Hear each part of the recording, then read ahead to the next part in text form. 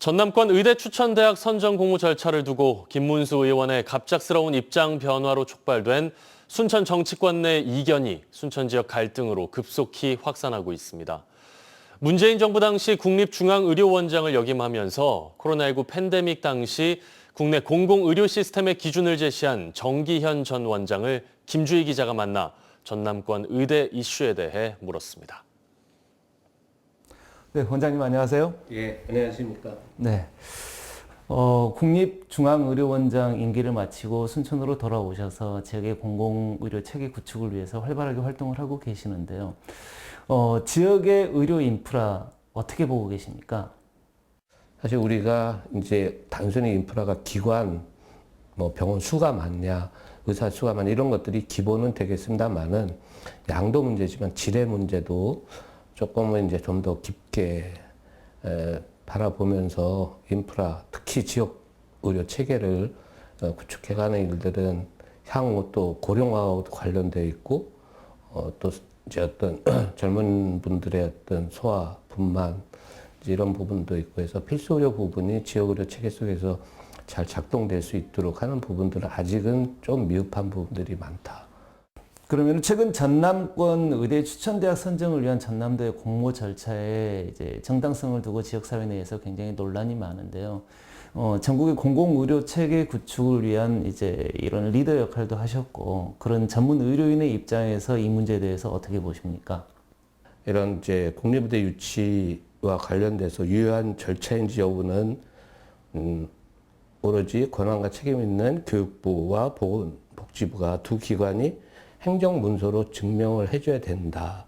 그랬을 때 이제 지금의 어떤 이런 논의들도 더 활발하고 또 진정성을 가지고 할 수 있지 않겠냐. 근데 그런 부분이 아직은 확정되지 않은 상태에서 먼저 그러니까 그 공모가 법적으로 유효한 절차인지부터가 확인이 돼야 된다는 말씀을 드리고 싶습니다. 네. 전남도가 계획대로 오는 10월까지 추천 대학을 선정을 하게 되면은 2026년도에 이제 대학 신규 인원 이제 배정이 가능하다고 보시는 겁니까? 물론 의료개혁 특위에서 여러 가지를 발표를 이제 얼마 있다가 또 할 거고 그 다음에 또 하겠지만 이게 우리의 신설의대 공모와 관련된 것은 거의 포함되어 있지 않다고 하는데 이 어떤 근거에서 하는지는 저도 사실은 모르겠습니다. 그래서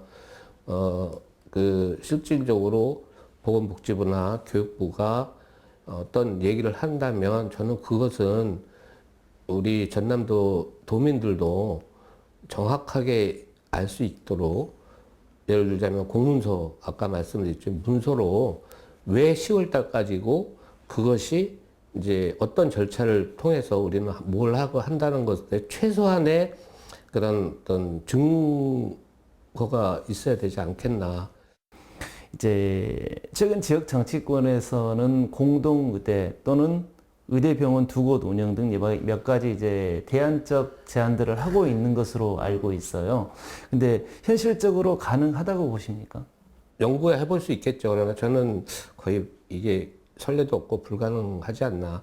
그리고 한 지역에서 우리가 중요한 것은 지금 아까도 말씀드렸지만 상급종합병원 국립의대를 신설함으로써의 상급종합병원이라는 대학병원이 생길 텐데 이 필요성을 통한 어떤 그런 소위 말해서 권역과 지역 의료 체계를 어떻게 제한을 할 것인가라는 걸 요구해야지 자꾸 어떤 시설만 덜컥덜컥 해놓으면 그거 누가 거기에 의사는 어떻게 갖고 다른 의료 인력은 어떻게 갖고 시설 장비 어떻게 할 거고 이런 거에 대해서는 전혀 고려가 안 된 어떤 그냥 좀 아이디어 차원의 발상이 아닌가 그렇게 생각합니다.